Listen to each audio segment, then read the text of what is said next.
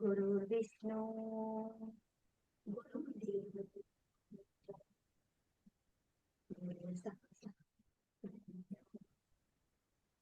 तस्मै श्री गुरुवे नमः। तस्मै श्री गुरुवे नमः। तस्मै ಶ್ರೀ ಗುರುವೇ ನಮಃ. ರೇಖಿ ಮಾತೆಗೆ ಧನ್ಯವಾದಗಳು. ಬ್ರಹ್ಮ ವಿಷ್ಣು ಮಹೇಶ್ವರಿಗೆ ಧನ್ಯವಾದಗಳು.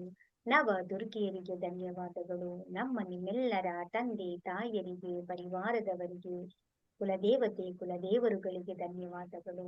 ಎಲ್ಲ ಗುರುಗಳಿಗೆ, ಸದ್ಗುರುಗಳಿಗೆ, ಋಷಿ ಮುನಿಗಳಿಗೆ, ಸಾಧು ಸಂತರಿಗೆ ಧನ್ಯವಾದಗಳು. ಬ್ರಹ್ಮಾಂಡದಲ್ಲಿರುವಂತ ಎಲ್ಲ ದಿವ್ಯ ಏಂಜಲ್ಸ್ಗಳಿಗೆ, ಶಕ್ತಿಗಳಿಗೆ ಹಾಗೂ ನಮ್ಮ ಜೊತೆಯಲ್ಲಿರುವಂತಹ ದಿವ್ಯ ಶಕ್ತಿಗಳಿಗೆ ಧನ್ಯವಾದಗಳು. ಅವರ ಆಶೀರ್ವಾದ, ಕರುಣೆ, ಕೃಪೆ ಸದಾ ಯಾವಾಗ್ಲೂ ನಮ್ಮೆಲ್ಲರ ಮೇಲೆ ಹೀಗೆ ಇರಲಿ ಅಂತ ಹೇಳಿ ನಾವು ಪ್ರಾರ್ಥನೆಯನ್ನ ಮಾಡ್ಕೊಳ್ಳೋಣ.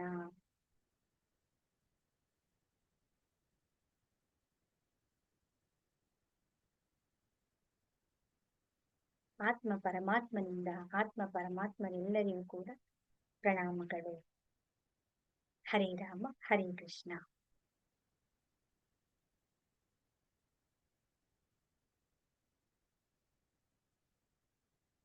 ಸೊ ನಾವಿವಾಗ ಒಂದು ಭಜನೆಯನ್ನ ಕೇಳಿದ್ವಿ. ನಾವು ಎಷ್ಟು ಅರ್ಥಗರ್ಭಿತವಾಗಿತ್ತು ನೋಡಿ ಅಲ್ವಾ? ಎಷ್ಟು ನಮ್ಮ ಮನಸ್ಸಿಗೆ ಅದು ಮುದವನ್ನ ಕೊಡುತ್ತೆ, ಯಾವ ರೀತಿ ನಮಗೆ ಅರ್ಥವನ್ನ ಕೊಡುತ್ತೆ ಅಂತ ಹೇಳಿ ನಾವು ತಿಳ್ಕೊಬೇಕಾಗುತ್ತೆ. ನಾವು ಎಂಥ ಸನ್ನಿವೇಶ ಬಂದಾಗ ನಮ್ಮ ಜೀವನದಲ್ಲಿ, ನಮ್ಮ ಲೌಕಿಕ ಜೀವನದಲ್ಲಿ ಪರಿಸ್ಥಿತಿಗಳು ಒಂದಲ್ಲ ಒಂದು ರೀತಿ ಬದಲಾವಣೆಗಳಾಗ್ತಾನೇ ಇರುತ್ತೆ, ಹೌದಲ್ವಾ? ಆ ಒಂದು ಪರಿಸ್ಥಿತಿಗಳಲ್ಲಿ ನಾವು ಹೇಗೆ ಇರಬೇಕು, ಯಾವ ರೀತಿಯಲ್ಲಿ ನಾವು ಆ ಪರಿಸ್ಥಿತಿಗಳನ್ನ ನಿಭಾಯಿಸ್ಕೊಂಡು ಹೋಗ್ಬೇಕು ಅನ್ನೋದನ್ನ ಎಷ್ಟು ಸರಳವಾಗಿ, ಎಷ್ಟು ಅದ್ಭುತವಾಗಿ ನಮ್ಗೆ ಅದನ್ನ ತಿಳಿಸ್ಕೊಟ್ಟಿದ್ದಾರೆ ಅಂತ ಹೇಳಿದ್ರೆ ಆ ಮಾತಿನಲ್ಲಿ ನಾವು ವರ್ಣಿಸೋದಿಕ್ಕೆ ಸಾಧ್ಯ ಆಗೋದಿಲ್ಲ. ನೋಡಿ, ಶ್ರೀರಾಮನನ್ನ, ಆ ಪರಮ ತತ್ವವನ್ನ, ಆ ಪರಮಾತ್ಮನ ನಾವು ನೆನೀತಾ ಇದ್ದಾಗ ಹೇಗಿರ್ಬೇಕು ಪ್ರತಿಯೊಂದು ಸನ್ನಿವೇಶದಲ್ಲಿ ಅಂತ ಹೇಳಿ. ಈಗ ಭರತನ ಸನ್ನಿವೇಶ ನಮ್ಮ ಜೀವನದಲ್ಲಿ ಬಂದಾಗ ಅವನೇನ್ ಮಾಡ್ತಾನೆ ಹೇಳಿ? ಜಸ್ಟ್ ಆ ಶ್ರೀರಾಮರ ಪಾದುಕೆಯನ್ನ ಇಟ್ಕೊಂಡು ಅವನ ಪಾತ್ರವನ್ನ, ಅವನ ಕಾರ್ಯವನ್ನ ಅವನು ನಿಭಾಯಿಸ್ತಾನೆ. ಆ ರೀತಿಯಲ್ಲಿ ನಾವು ನಮ್ಮ ಪರಿಸ್ಥಿತಿಯನ್ನು ಕೂಡ ನಾವು ನಿಭಾಯಿಸ್ಬೇಕು. ಆ ಪರಮ ಶಕ್ತಿ ಯಾವಾಗ್ಲೂ ನಮ್ಮ ಜೊತೆಯಲ್ಲಿ ಇರುತ್ತೆ. ಹನುಮನಾಗಿ ಬಂದಾಗ, ಹನುಮತರ ನಮ್ಮ ಜೀವನದಲ್ಲಿ ಆ ಸೇವೆಯನ್ನ ಮಾಡುವಂತ ಭಾಗ್ಯ, ಕೆಲಸವನ್ನ ಮಾಡುವಂತ ಭಾಗ್ಯ ಬಂದಾಗ ಎಷ್ಟು ಅತ್ಯುನ್ನತವಾಗಿ ನಾವು ಮಾಡ್ಬೇಕು ಅನ್ನೋದನ್ನ ಆ ಒಂದು ರೂಪದಲ್ಲಿ, ತತ್ವದಲ್ಲಿ ನಮ್ಗೆ ಹೇಳ್ಕೊಟ್ಟಿದ್ದಾರೆ. ಯಾವುದು ನಿಷ್ಕಲ್ಮಶ ಇಲ್ಲದೆ ಕೇವಲ ಶ್ರದ್ಧೆಯಿಂದ, ಸಮರ್ಪಣೆಯಿಂದ ನಮ್ಮ ಸೇವೆಯನ್ನ ನಾವು ಮಾಡಿದಾಗ ನಮ್ಮ ಪರಿಸ್ಥಿತಿಗಳು ಹೇಗೆ ಬದಲಾವಣೆ ಆಗತ್ತೆ. ವಿಭೀಷಣನಾಗಿದ್ದಾಗ ಜಸ್ಟ್ ಆ ಶರಣಾಗತಿಯಿಂದ, ಆ ಸಮರ್ಪಣೆ ಭಾವದಿಂದ ಅವರ ಪರಮಾತ್ಮನನ್ನ ನೆನೆದಾಗ ಅವನ ಇಡೀ ಸಾಮ್ರಾಜ್ಯವೇ ಅಧಿಪತಿ ಆಗ್ತಾನೆ. ಆ ವಿಭೀಷಣನಂತ ಸನ್ನಿವೇಶ ನಮಗೆ ಬಂದಾಗ ಆ ಭಾವ ಒಂದು ಮಾತ್ರ ಇರ್ಬೇಕು ನಮ್ಮಲ್ಲಿ ಅಷ್ಟೇ. ಆ ಭಾವವಿದ್ದು ನಮ್ಮ ಕರ್ಮವನ್ನ ನಾವು ಮಾಡಿದಾಗ ಎಂಥ ನಮ್ಮ ಪರಿಸ್ಥಿತಿಗಳು ಕೂಡ ನಮ್ಗೆ ಬದಲಾವಣೆಗಳಾಗತ್ತೆ. ಶಬರಿಯಾಗಿದ್ದಾಗ ಸಿಚುವೇಶನ್ಸ್ ನೋಡಿ, ಶಬರಿಯಂಗೆ ಎಷ್ಟು ಸಮಯದ ಕಾಲ ರಾಮನ ಬರುವಿಕೆಗಾಗಿ ಅವಳು ಕಾಯ್ತಾ ಇರ್ತಾಳೆ. ಒಂದು ತೃಣ ಮಾತ್ರನೂ ಕೂಡ, ಕ್ಷಣ ಮಾತ್ರನೂ ಕೂಡ ಅವಳು ವಿಚಲಿತ ಆಗೋದೇ ಇಲ್ಲ.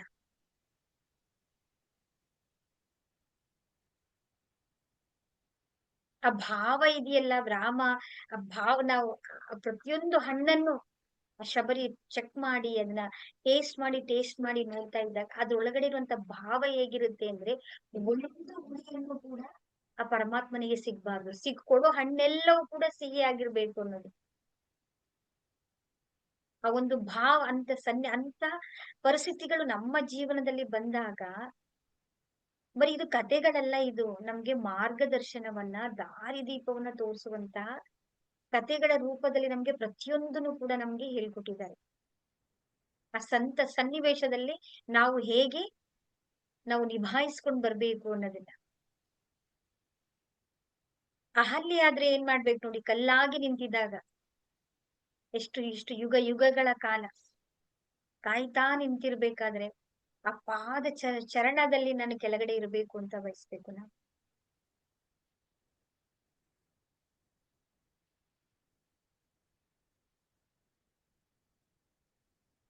ಆ ಪಾದ ಚರಣದಲ್ಲಿ ನಾವಿದ್ದಾಗ ಪಾದದ ಅಡಿಯ ಕೆಳಗಡೆ ನಾವಿದ್ದಾಗ ಆ ಪರಿಸ್ಥಿತಿ ಏನಾಗುತ್ತೆ ಅಂದ್ರೆ ಆ ಪರಿವರ್ತನೆ, ಆ ಕಲ್ಲು ಮನುಷ್ಯರಾಗಿ ಪರಿವರ್ತನೆ ಆಗ್ಬಿಡುತ್ತೆ.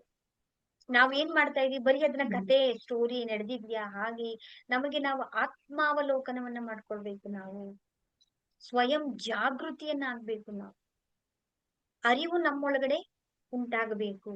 ಯಾಕೆ ಅವ್ರಿಷ್ಟು ಮಹಾನ್ ಪುರುಷರಾಗಿದ್ದಾರೆ, ಅವ್ರ ಹೆಸರು ಇಂದಿಗೂ ಶಾಶ್ವತವಾಗಿ ಯಾಕೆ ಉಳ್ಕೊಂಡಿದೆ?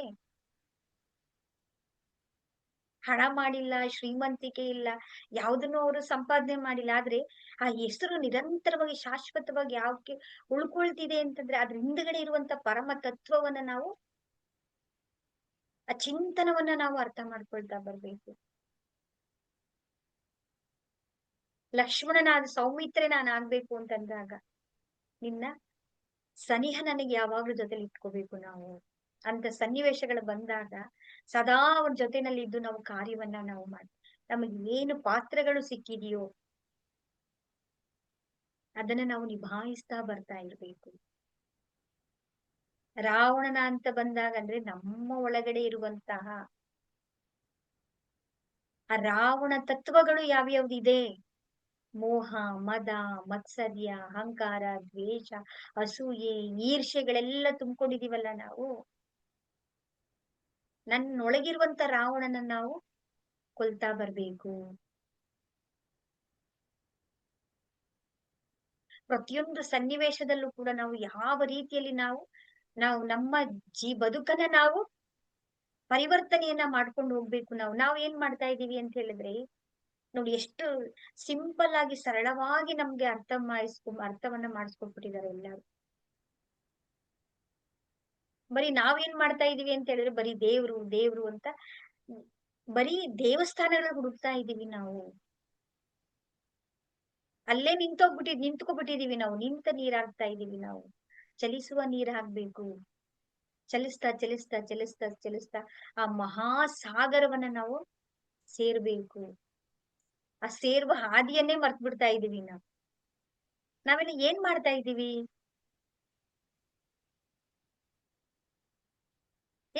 ಬರೀ ಬೇರೆಯವರ ತಪ್ಪುಗಳನ್ನ ನಾವು ನೋಡ್ತಾ ಬರ್ತಾ ಇದೀವಿ. ಅವ್ರು ಸರಿ ಇಲ್ಲ, ಹೀಗೆ ನನ್ ಗಂಡ ಸರಿ ಇಲ್ಲ, ನನ್ನ ಅತ್ತೆ ಸರಿ ಇಲ್ಲ, ಅವ್ರು ಆ ತರ ಮಾಡ್ತಾರೆ, ಈ ತರ ಮಾಡ್ತಾ ಇದ್ದಾರೆ ಅಂತ ಅವ್ರೆಲ್ಲರಿಗೂ ಕೂಡ ಕಂಪ್ಲೇಂಟ್ ಹೇಳ್ತಾ ಇದೀವಿ. ಬರೀ ಬೇರೆಯವರ ತಪ್ಪುಗಳು ಮಾತ್ರ ನಮ್ಗಳಿಗೆ ಕಾಣಿಸ್ತಾ ಇದೆ. ನಮ್ಮ ತಪ್ಪು ನಮಗ್ ಕಾಣಿಸ್ತಾ ಇದೆಯಾ? ನನ್ನ ಒಳಗಡೆ ಏನ್ ನಡೀತಾ ಇದೆ, ನಾನ್ ಏನ್ ಮಾಡ್ತಾ ಇದ್ದೀನಿ, ನನ್ನ ವರ್ತನೆ ಹೇಗಿದೆ, ನನ್ನ ಮಾತು ಹೇಗಿದೆ,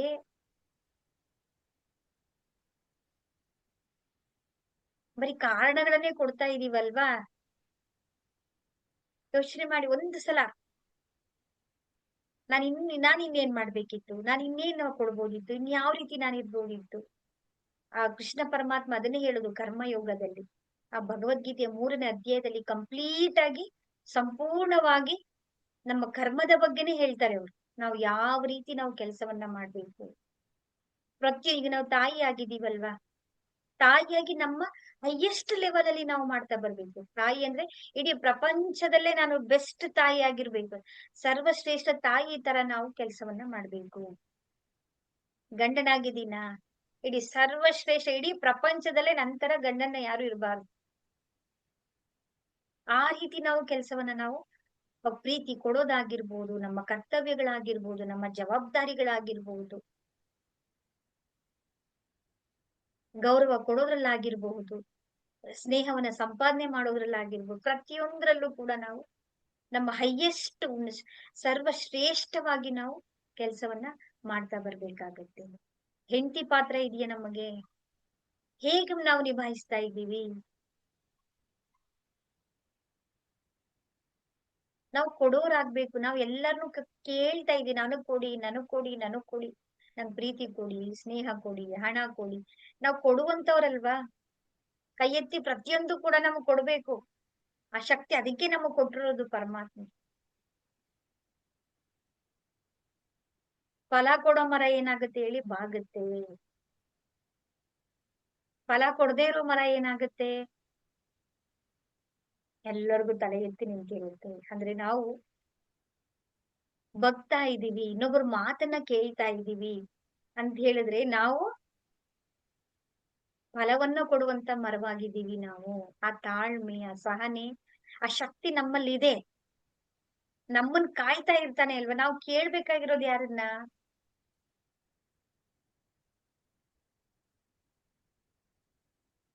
ನಾವು ಅದನ್ನೇ ಮರಿತಾ ಬರ್ತಾ ಇದೀವಿ ನಾವು. ನಮ್ಮ ಜೀವನದಲ್ಲಿ, ನನ್ನ ಪರಿಸ್ಥಿತಿಯಲ್ಲಿ, ನನ್ನ ಸನ್ನಿವೇಶ, ನಾವ್ ಏನ್ ಮಾಡ್ತಾ ಇದೀವಿ, ಏನ್ ಮಾಡಕ್ ಕೊಟ್ಟು ಪ್ರತಿಯೊಬ್ಬರಿಗೂ ಕೂಡ ಒಂದೊಂದು ಕರ್ಮ ಅನ್ನೋದು ಇದೆ ಅಲ್ವಾ? ಯಾರು ಸುಮ್ನೆ ಅಂತೂ ಕೂತ್ಕೊಂಡಿಲ್ಲ ನಾವು. ಮಹಾನ್ ಮಹಾನ್ ಪುರುಷರಾಗಿರ್ಬೋದು, ಶ್ರೀರಾಮ ಆಗಿರ್ಬಹುದು, ಶ್ರೀಕೃಷ್ಣ ಪರಮಾತ್ಮ ಆಗಿರಬಹುದು, ಎಲ್ಲರೂ ಕೂಡ ಭೂಮಿಗೆ ಬಂದು ಆ ಸಾಧಾರಣ ಮನುಷ್ಯ ರೂಪದಲ್ಲಿ ಅಲ್ವಾ ಅವರೆಲ್ಲರೂ ಬಂದಿರೋದು. ಸಾಮಾನ್ಯ ಪುರುಷರಾಗಿ ಬಂದು ಅವ್ರ ಕರ್ಮನ ನಿಲ್ಸಿದಾರ. ಕರ್ಮ ಅಂತ ಹೇಳಿದ್ರೆ ಆ, ಬ- ಅಂದ್ರೆ ಹಳೇದು ಕರ್ಮಗಳು ಅಂತಲ್ಲ, ನಮ್ಮ ಕೆಲಸವನ್ನ, ನಮ್ಮ ಡ್ಯೂಟೀಸ್, ನಮ್ಮ ವರ್ಕ್ ಅನ್ನ, ಅವ್ರ ಕೆಲಸವನ್ನ ಅವ್ರು ನಿಲ್ಸ್ಬಿಟ್ರ ಅವರು.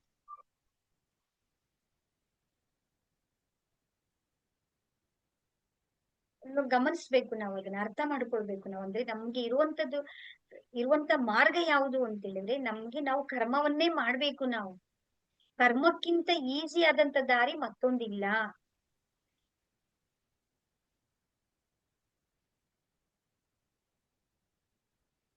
ಆ ಕರ್ಮವನ್ನೇ ನಾವು ಆನಂದವಾಗಿ, ಇನ್ನು ಶ್ರೇಷ್ಠವಾಗಿ, ಅತಿ ಶ್ರೇಷ್ಠವಾಗಿ, ಅತಿ ಉನ್ನತವಾಗಿ ನಾವು ಮಾಡ್ತಾ ಬರ್ಬೇಕು. ನಮ್ಗೆಲ್ಲ ಏನ್ ಕೆಲಸ ಇದೆ? ಈಗ ನಾನು ಹೆಂಡತಿ ಆಗಿದ್ದೀನ, ನನ್ನ ತಾಯಿ ಆಗಿದ್ದೀನ, ಅದೊಂದು ಜವಾಬ್ದಾರಿ ಅಲ್ವಾ? ಅದು ನಮ್ಮ ಕರ್ತವ್ಯ ಅಲ್ವಾ? ತಾಯಿ ಅಂತ ಹೇಳಿದ್ರೆ ನೋಡಿ, ಶಿವರಾಜ ಶಿವಾಜಿ ಅವರ ತಾಯಿ ಜೀಜಾಬಾಯಿ ಮಗನನ್ನ ಎಂಥ ಅತ್ಯಂತ ಲೆವೆಲ್ ಆಗಿ ಅವ್ರನ್ನ, ತಾಯಿನ ಬೆಳೆಸಿದ್ರು, ಮಗನನ್ನ ಬೆಳೆಸಿದ್ರು ನೋಡಿ. ಇಡೀ ಸಾಮ್ರಾಜ್ಯವನ್ನೇ ಮರುಸ್ಥಾಪನೆ ಮಾಡುವ ರೀತಿಯಲ್ಲಿ ಆ ಮಗನನ್ನ ಬೆಳೆಸಿದ್ರು. ಯಶೋಧರ, ಅದೇ ಆ ಸಂಸ್ಕಾರ, ಅದ್ ಎಲ್ಲಿಂದ ಬರುತ್ತೆ? ಆ ತಾಯಿಯಿಂದನೇ ಬರುವುದು ಎಲ್ಲಾನು.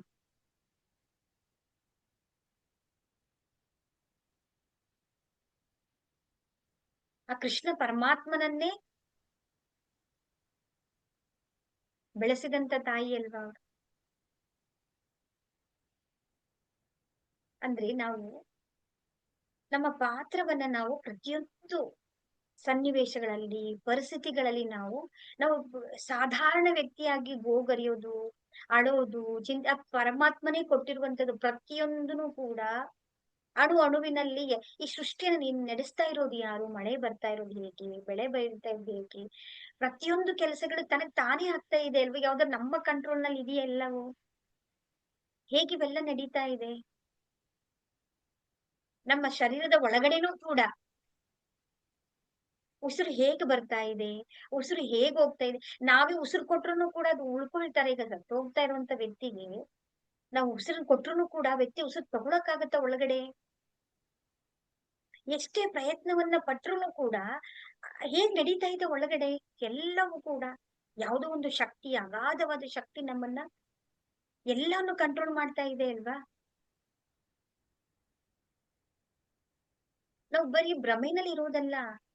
ಸ್ವಲ್ಪ ನಾವು ಅದನ್ನೇ ಹೇಳೋದು, ಕೂತ್ಕೋಬೇಕು, ಧ್ಯಾನವನ್ನ ಮಾಡ್ಬೇಕು. ಒಳಗಡೆ ಪ್ರತಿಯೊಂದನ್ನು ನಾವು ಚಿಂತನೆಯನ್ನ, ಮಂಥನವನ್ನ ನಾವು ಮಾಡ್ತಾ ಬರ್ಬೇಕು. ಆ ಮಂಥನವನ್ನ ಮಾಡ್ದಾಗ್ಲೇನೆ ನಮಗೆ ಅದು ಅರ್ಥ ಆಗ್ತಾ ಇರುತ್ತೆ. ಸ್ವಾಭಾವಿಕವಾಗಿ ಮೂಲ ಪ್ರಶ್ನೆ ಏನು ಅಂತ ಹೇಳಿದ್ರೆ, ನಾವೇನಿಷ್ಟು ಮಾಡ್ತೀವಿ? ನಂಗೆ ಹಣ ಬೇಕು, ಮನೆ ಬೇಕು, ಮಗ ಬೇಕು, ಪ್ರೀತಿ ಬೇಕು, ಹೌದಲ್ವಾ? ನನ್ನದೇ ಆದಂತ ಒಂದು ಕೆಲಸ ಬೇಕು, ನಮ್ಗೆ ಅದು ಬೇಕು, ಇದು ಬೇಕು, ಎಷ್ಟೊಂದು ಆಸೆಗಳು, ವಸ್ತುಗಳು ಬೇಕು ಅಂತ ಅವೆಲ್ಲವನ್ನು ಕೇಳ್ತಾ ಇದೀವಿ ನಾವು. ಅವೆಲ್ಲ ಇರ್ಬೇಕು ಅಂತ ಹೇಳಿದ್ರೆ ಪ್ರಥಮವಾಗಿ ಯಾರಿರ್ಬೇಕು? ಅದನ್ನ ಅನುಭವ್ಸಕ್ಕೆ ನಾವಿರ್ಬೇಕಲ್ವಾ? ಆ ಶಾಂತಿ ಇಲ್ಲ ನಮ್ಗೆ, ನೆಮ್ಮದಿ ಇಲ್ಲ. ಇರೋದನ್ನ ಅನುಭವ್ಸಕ್ಕೂ ನಮ್ಮಲ್ಲಿ ಆ ಪರಿಸ್ಥಿತಿ ನಮ್ಮಲ್ಲಿ ಇಲ್ಲ ಅಂತ ಹೇಳಿದ್ರೆ ಏನ್ ಪಡ್ಕೊಂಡಿದ್ರಿ ಏನು? ಆ ಮೂಲ ತತ್ವ ಕ್ವಶನ್ಸ್ ಇದೆಯಲ್ಲ ನಮ್ಮಲ್ಲಿ, ಅದನ್ನ ನಾವು ಅರ್ಥ ಮಾಡ್ಕೊಳ್ಬೇಕು. ಅಂದ್ರೆ ನಾನು ಎಲ್ಲಿಂದ ಬಂದಿದ್ದೀನಿ, ನಾನು ಯಾರು, ನಾನು ಯಾರು ಅನ್ನೋ ಪ್ರಶ್ನೆಗೆ ನಮ್ಮ ಒಳಗಡೆ ನಾವು ಅದನ್ನ ಯೋಚನೆ ಮಾಡ್ತಾ ಬರ್ಬೇಕು, ಕೇಳ್ತಾ ಬರ್ಬೇಕು. ನಾನು ಯಾರು ಹಾಗಾದ್ರೆ? ನನ್ನ ಹೆಸರು ಈಗ ನಾನು ಸರಿತಾ ಅನ್ಕೊಳ್ತೀನಿ, ಕಲಾವತಿ ಅಂತ ಅನ್ಕೊಳ್ತೀವಿ. ಅದು ನೀವಾ? ಯೋಚನೆ ಮಾಡಿ. ಅದು ನಿಮ್ ತಂದೆ ತಾಯಿ ನಿಮಗೆ ನಿಮಗೆ ಕರ್ದಿರುವಂತ ಹೆಸರು. ಆಗ ನೀನ್ ಯಾರು? ಆಗ ನಾನ್ ಯಾರು ಹಾಗಾದ್ರೆ? ನನ್ ಟೀಚರ್, ನನ್ ಲೀಡರ್, ನನ್ ಬಿಸ್ನೆಸ್ ಮ್ಯಾನ್? ಅದು ನೀವು ಮಾಡ್ತಾ ಇರುವಂತ ವೃತ್ತಿ ಅಲ್ವಾ ಅದು? ಅದು ಕೆಲಸ. ನಾವು ಒಂದು ಯಾವ್ದೋ ಒಂದು ಪ್ರೊಫೆಷನ್ ವರ್ಕ್ ನ ವೃತ್ತಿಯನ್ನ ನಾವು ಮಾಡ್ತಾ ಇದೀವಿ ನಾವು. ಕ್ಲರ್ಕ್ ಆಗಿರ್ಬೋದು, ಟೀಚರ್ ಆಗಿರ್ಬೋದು, ಪ್ರೊಫೆಸರ್ ಆಗಿರ್ಬೋದು, ಲೀಡರ್ ಆಗಿರ್ಬೋದು, ಪೊಲಿಟಿಷಿಯನ್ ಆಗಿರ್ಬೋದು. ನಾವು ಅದ್ ನಾವ್ ಮಾಡ್ತಾ ಇರೋ ಕೆಲ್ಸ ಅದು. ಹಾಗಾದ್ರೆ ನಾನ್ ಯಾರು? ಮಗಳ, ಹೆಂಡತಿನ, ತಂಗಿನ, ತಾಯಿನ? ಅದೇ ನಾವು ಅವ್ರಿಗೆ ನಾವು ಸಹಾಯಕರಾಗಿ ನಿಂತಿದೀವಿ ಅಲ್ವಾ ನಾವು? ಮದ್ವೆ ಆದಾಗ ತಾಯಿಯ ಹೆಂಡತಿ ಆಗ್ತೀವಿ, ಮಗು ಬಂದಾಗ ತಾಯಿ ಆಗ್ತೀವಿ ನಾವು. ಬದಲಾವಣೆ ಆಯ್ತು. ಹಾಗಾದ್ರೆ ನಾನ್ ಯಾರು?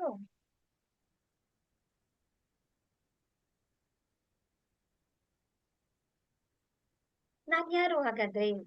ಹಾಗಾದ್ರೆ ನನ್ನ ಕೈ ಕೈ ಇದೆ, ಕೈ ನನ್ನದ? ಕಾಲು ನಂದ? ಕಣ್ಣು ನಂದ? ಕಣ್ಣು ಹೊರ್ಟೋಗ್ಬಿಟ್ರೆ? ಕೈ ಇಲ್ಲ ಅಂತ ಹೇಳಿದ್ರೆ, ಕಾಲಿಲ್ಲ ಅಂತ ಹೇಳಿದ್ರೆ, ಹಾಗಾದ್ರೆ ನಾನ್ ಯಾರು? ಈ ಶರೀರನು ನಾನಲ್ಲ ಹಾಗಾದ್ರೆ.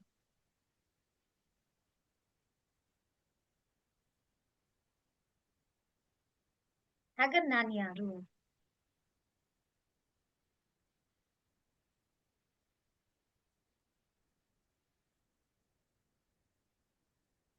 ಇದೊಂದು ಮೂಲ ಪ್ರಶ್ನೆಗೆ ನಾವು ಉತ್ತರವನ್ನ ಹುಡುಕ್ತಾ ಬರ್ಬೇಕು ನಾವು.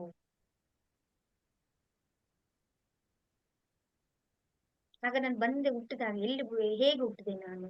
ಇಲ್ಲಿ ಏನ್ ಕೆಲಸ ಮಾಡಕ್ ಬಂದಿದ್ದೀನಿ ನಾನು? ಹಾಗಾದ್ರೆ ಕೆಲಸ ಎಲ್ಲ ಆದ್ಮೇಲೆ ನಾನು ಸತ್ತ ಮೇಲೆ ಏನಾಗುತ್ತೆ? ಆಗ ನಾನು ಎಲ್ಲಿಗೆ ಹೋಗ್ತೀನಿ? ಏನ್ ಕಾರ್ಯ ಮಾಡ್ಬೇಕು ನಾನು? ಇವ್ರೆಲ್ಲ ನಮ್ಮವ್ರಲ್ವಾ? ಯಾರ್ ನಮ್ ಜೊತೆ ಬರ್ತಾರೆ? ಆಸ್ತಿ ಬರುತ್ತಾ? ಹಣ ಬರುತ್ತಾ? ಏನ್ ತಗೊಂಡ್ ಹೋಗ್ತೀವಿ ನಾವು? ಈಗ ಹಣ ಹಣ ಹಣ ಹಣ ಸಂಪಾದನೆ ಮಾಡ್ಬೇಕು ಅಂತ ಇದೀವಲ್ವಾ? ಹಣ ನಮ್ ಜೊತೆ ಬರುತ್ತಾ? ಮನೆ ಕಟ್ಬೇಕು, ಮನೆ ಬೇಕು ಅಂತ ಇದೀವಿ. ಮನೆ ನಮ್ ಜೊತೆ ಬರುತ್ತಾ? ಮಗ ಮಗ ಮಗ, ನನ್ ಮಗ, ನನ್ ಮಗಳು, ನನ್ ಸೊಸೆ, ಇದು ನನ್ ವಸ್ತು, ಇದು ನಂದು ಟಿವಿ, ನಂದು ಹಣ, ಇದು ನಂದು ಮನೆ, ನಂದು ಸೀರೆ, ನಂದು ವಸ್ತುಗಳು, ಇದೆಲ್ಲ ನನ್ನದು, ನನ್ನ ಸಾಮ್ರಾಜ್ಯ ನನ್ನದು ಅಂತ ಇದೆಲ್ಲ ಯಾವ್ದು ಬರುತ್ತೆ ನಮ್ದು? ನಮ್ ಜೊತೆ ಯಾವ್ದು ಬರುತ್ತೆ ಹಾಗಾದ್ರೆ? ಇಡೀ ಜಗತ್ತನ್ನೇ ತನ್ನ ಹಿಡಿತದಲ್ಲಿ ಇಟ್ಕೊಂಡಂತ ಹಿಟ್ಲರು ಕೂಡ, ಅಲೆಕ್ಸಾಂಡರ್ ಆಗಿರ್ಬಹುದು, ರಾವಣರಾಗಿರ್ಬಹುದು. ರಾವಣ ಇಡೀ ನವಗ್ರಹಗಳೆಲ್ಲವನ್ನು ಕೂಡ ತನ್ನ ಪಾದದ ಅಡಿನಲ್ಲಿ ಇಟ್ಕೊಂಡಿದ್ದ. ಅವನ ಕಂಟ್ರೋಲ್ ಎಲ್ಲವೂ ಕೂಡ ನಡೀತಾ ಇತ್ತು. ಹಾಗಾದ್ರೆ ಯಾವುದು ನಮ್ಮ ಜೊತೆಗೆ ಬರುವುದು? ಯಾವುದು ನನ್ನದು? ಯಾವುದು ನನ್ನದು? ಹಾಗಾದ್ರೆ ನಾನು ಏನ್ ಪಡ್ಕೊಳ್ಬೇಕು? ನಾನು ಯಾವ ಕೆಲಸವನ್ನ ಮಾಡ್ಬೇಕು? ನಾನು ಯಾವ ಉದ್ದೇಶವನ್ನ ಇಟ್ಕೊಂಡು ನಾನು ಬಂದಿದ್ದೇನೆ?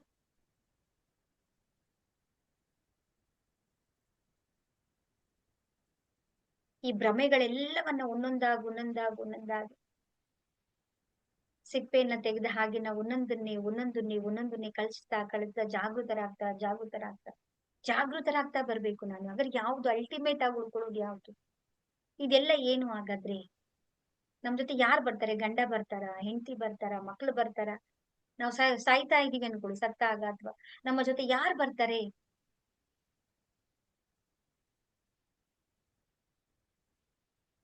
ಅಣ್ಣ, ತಂಗಿ, ತಂದೆ, ಗಂಡ, ಹೆಂಡತಿ, ಮಕ್ಳು ಯಾರು ಬರ್ತಾರೆ ನಮ್ ಜೊತೆಗೆ? ಯಾವುದು ನಮ್ ಜೊತೆಲಿ ಬರೋದು, ಯಾವುದು ಉಳ್ಕೊಳ್ಳೋದು, ಯಾವುದು ಶಾಶ್ವತ ಆಗಿರುವಂತದ್ದು, ಯಾವುದು ನಿತ್ಯ ಸತ್ಯ ಸುಂದರವಾಗಿರುವಂತದ್ದು, ಯಾವುದು, ಯಾವುದನ್ನ ನಾವು ಪಡ್ಕೋಬೇಕು ನಾವು. ಹಾಗಾದ್ರೆ ಹುಟ್ಟಿದೀವಿ ಇವಾಗ, ಸತ್ತ ನಂತರ ಏನಾಗುತ್ತೆ? ಯಾಕೆ ನಾನು ಮತ್ತೆ ಏನ್ ಕಾರ್ಯ ಮಾಡ್ಬೇಕು ನಾನು ಹಾಗಾದ್ರೆ? ನಂಗೆ ಶಾಂತಿಯನ್ನ ಕೊಡುವಂತದ್ದು ಯಾವುದು, ಸಂತಸವನ್ನ ಕೊಡುವಂತದ್ದು ಯಾವುದು, ನೆಮ್ಮದಿಯನ್ನ ಕೊಡುವಂತದ್ದು ಯಾವುದು? ಆ ಹುಡುಕಾಟ ಹುಡುಕಾಟ, ಒಂದೊಂದೇ ಒಂದೊಂದೇ ಒಂದೊಂದೇ ಪ್ರಶ್ನೆನ ನಾವು ಕೇಳ್ತಾ ಕೇಳ್ತಾ ಕೇಳ್ತಾ ನಮ್ಮ ಎಲ್ಲ ಪ್ರಶ್ನೆಗಳಿಗೂ ಕೂಡ ಉತ್ತರ ಸಿಗುತ್ತೆ. ಕಂಡುಕೊಳ್ಬೇಕು ನಾವು ಅದನ್ನ. ಯಾರು ಈ ಎಲ್ಲ ಪ್ರಶ್ನೆಗಳಿಗೆ ಉತ್ತರವನ್ನ ಕಂಡುಕೊಂಡಿದ್ದಾರೆ, ಅವರೆಲ್ಲರೂ ಮಹಾನ್ ಪುರುಷರೆಲ್ಲರೂ ಕೂಡ ಆನಂದವಾಗಿದ್ದಾರೆ ಸದಾ. ಆ ಪರಮಾನಂದವನ್ನ, ಆ ಪರಮಾನಂದದ ಸಚ್ಚಿದಾನಂದದ ಸ್ಥಿತಿ, ಆ ಬ್ರಹ್ಮಾನಂದದ ಸ್ಥಿತಿ, ಆ ಆನಂದವನ್ನ ಪಡ್ಕೊಂಡಿದ್ದಾರೆ. ಹುಡುಕ್ಬೇಕು ನಾವಿದನ್ನ. ಯಾವುದು ಯಾವುದು ಯಾವುದು ಸತ್ಯ, ಯಾವುದು ಯಾವುದು? ಆಗ ನಾವ್ ಏನ್ ಮಾಡ್ತಾ ಇದೀವಿ, ಏನ್ ಮಾಡ್ತಾ ಇದೀನಿ ನಾನು? ಯಾವ ಭ್ರಮೆಯಲ್ಲಿ ನಾವಿದ್ದೀನಿ ನಾನು? ಯಾವುದು ಭ್ರಮೆ? ಈ ಮೋಹ ಸುತ್ಕೊಂಡ್ಬಿಟ್ಟಿದೆ ನಮ್ಮನ್ನ. ಈ ಪ್ರಪಂಚ ಅನ್ನೋದು ಮೋಹದ ಒಳಗಡೆ ಬಂದು ನಾವು ನಮ್ಮ ಬೂದಿ ಮುಚ್ಚಿದ ಹಾಗೆ ನಮ್ಮ ಒಂದು ಪ್ರಕಾಶವನ್ನ ಸುತ್ತುವರೆದು ಮುಚ್ಚೋಗ್ಬಿಟ್ಟಿದೆ ಅದನ್ನ. ಅದರಿಂದ ನಾವು ಹೊರಗಡೆ ಬರ್ಬೇಕು. ಆ ಬರುವ ದಾರಿ ಯಾವುದು ಅಂತ ಹೇಳಿದ್ರೆ ಧ್ಯಾನ.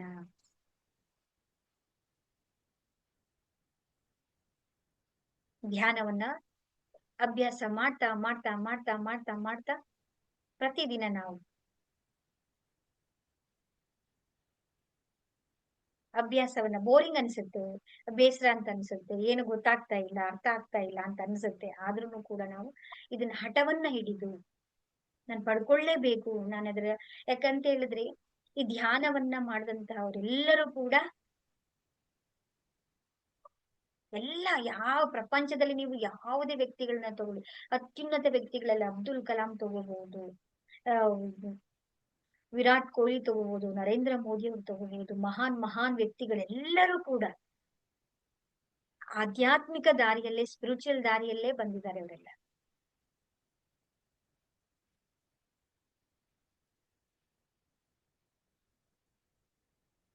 ಆಗ ನಮ್ಗೆ ಒಂದು ಜಾಗೃತಿ ಉಂಟಾಗುತ್ತೆ, ಅರಿವು ಉಂಟಾಗುತ್ತೆ. ಯಾಕೆ ನಾವು ಧ್ಯಾನ ಮಾಡ್ಬೇಕು ಅನ್ನೋದು ಗೊತ್ತಾಗ್ಬೇಕು ನಿಮ್ಗೆ.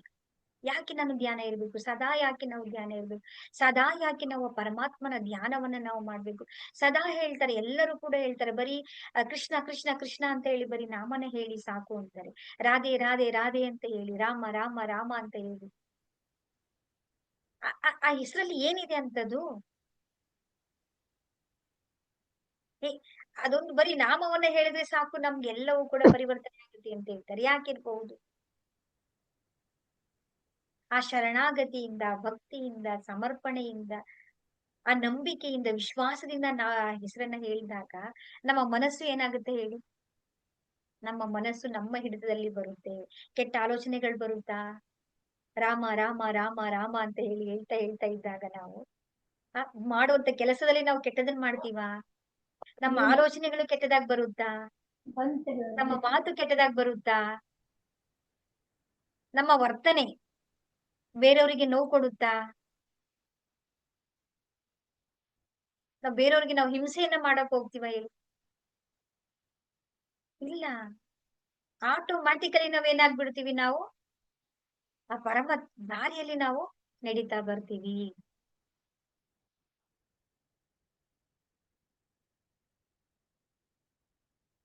ತನಗೆ ತಾನೇ ಎಲ್ಲ ನಾವು ದಯೆಯನ್ನ ತೋರ್ಸಿದ್ರೆ, ಪ್ರೀತಿಯನ್ನ ತೋರ್ಸಿದ್ರೆ, ನಾವ್ ಏನ್ ಕೊಡ್ತೀವೋ ಅದು ಹೆಚ್ಚು ಹೆಚ್ಚು ಹೆಚ್ಚು ಹೆಚ್ಚು ನಮ್ಗೆ ವಾಪಸ್ ಬರುತ್ತೆ. ನಾವು ಕೊಡೋದಿಕ್ಕೆ ಕಂಜೂಸ್ ಮಾಡಿದ್ರೆ, ಆ ಪ್ರಕೃತಿಯ ನಿಯಮ ಏನು ಅಂತ ಹೇಳಿದ್ರೆ ನಾವು ಕೊಡ್ಬೇಕು. ನಮ್ಮ ಹತ್ರ ಏನಿದೆಯೋ ಅದನ್ನ ಕೊಡಿ. ನಿಮ್ಮ ಹತ್ರ ಏನಿದೆಯೋ ಅದನ್ನ ಕೊಡಿ. ನಿಮ್ಮಲ್ಲಿ ಜ್ಞಾನ ಇದೆಯಾ, ಜ್ಞಾನವನ್ನ ಹಂಚಿ. ಪ್ರೀತಿ ಇದೆಯಾ, ಪ್ರೀತಿಯನ್ನ ಹಂಚಿ. ನಿಮ್ಮ ಹತ್ರ ಏನಿದೆಯೋ ಅದನ್ನ ಹಂಚಿ. ಹಾಗದು ಮತ್ತೆ ಮತ್ತೆ ಮತ್ತೆ ನಮ್ಗೆ ನಮ್ಮ ಹತ್ರನೇ ವಾಪಸ್ ಬರುತ್ತೆ. ನಾವೇನ್ ಮಾಡ್ತಿದೀವಿ ಅಂದ್ರೆ, ನಾವು ಯಾರಾದ್ರೂ ಜೊತೆನಲ್ಲಿ ಬಂತು ಅಂದ್ರೆ ಮಾತಾಡ್ಬೇಕು ಅಂದ್ರೆ ಜಡ್ಜ್ಮೆಂಟ್ ಮಾಡ್ಬಿಡ್ತೀವಿ ನಾವು. ಓ ಅವ್ರು ಹೀಗೆ, ಇವ್ರಿತ್ರ ಹೀಗೆ, ಒಳಗಡೆ ಮನಸ್ಸೊಳಗಡೆನೆ ನಾವು ಅವ್ರ ಹತ್ರ ಈ ತರ ಮಾತಾಡ್ಬೇಕು, ಇವ್ರ ಹತ್ರ ಈ ತರ ಮಾಡ್ಬೇಕು, ಈ ತರನೇ ಇರ್ಬೇಕು, ಈ ತರನೇ ವರ್ತಿಸ್ಬೇಕು ಅಂತೇಳಿ ನಮಗೆ ನಾವು ಬೌಂಡರಿಗಳನ್ನ ಹಾಕೊಂಡ್ಬಿಡ್ತೀವಿ. ಎಷ್ಟೊಂದು ವಿಷಯಗಳನ್ನ ನಾವು ಕಲ್ತೀವಿ ನೋಡಿ. ಅದೇನಾಗುತ್ತೆ ಪರಿವರ್ತನೆ ಆಗ್ತಾ ಆಗ್ತಾ ಬರ್ತಾ ಇರುತ್ತೆ. ಸೊ ಎಲ್ಲರಿಗೂ ಕೂಡ ಒಳ್ಳೇದಾಗ್ಲಿ. ಹರೇ ರಾಮ ಹರೇ ಕೃಷ್ಣ.